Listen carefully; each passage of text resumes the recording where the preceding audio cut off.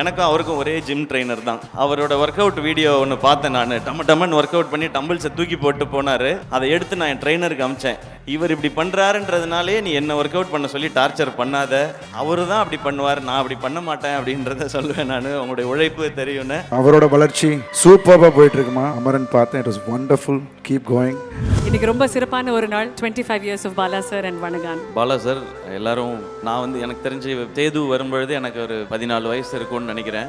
அந்த படம், பாட்டு, அந்த கிளைமேக்ஸ் கொடுத்த இம்பேக்ட் அது எல்லாருக்கும் எப்படி இருந்ததோ அதை விட இன்னும் ஜாஸ்தியாக தான் இருந்திருக்கும்னு நினைக்கிறேன். ஏன்னா இப்போ சினிமாக்குள்ளே இருந்து இவங்களெல்லாம் சந்திக்கிற பாக்கியமும் வாய்ப்பும் கிடைச்சிருக்கு. அப்போ நான் சினிமாவுக்குள்ளே வரப்போறேன்லாம் தெரியாது. ஆனால் சினிமா பார்க்குறது ரொம்ப பிடிக்கும்.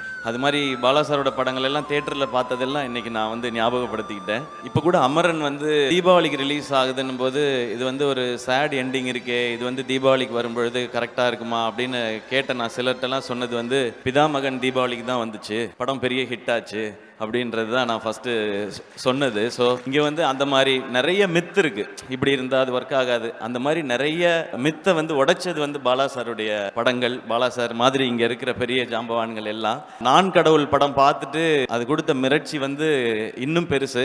எனக்கு அதை விட சூப்பராக இருந்தது மணி சார் பாலா சார் பற்றி ஒரு இன்டர்வியூவில் சொல்லியிருந்தாங்க.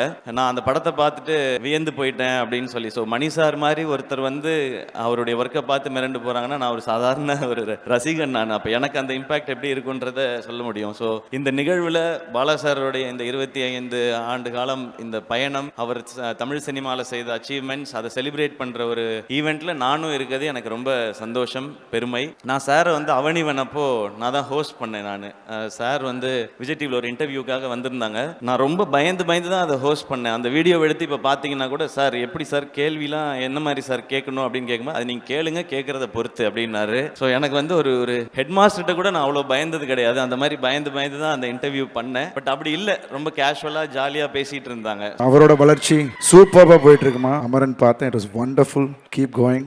இன்னைக்கு ரொம்ப சிறப்பான ஒரு நாள். 25 years of Bala sir and Vanangaan. Bala sir எல்லாரும் நான் எனக்கு தெரிஞ்சு தேது வரும்பொழுது எனக்கு ஒரு 14 வயசு இருக்கும்னு நினைக்கிறேன்.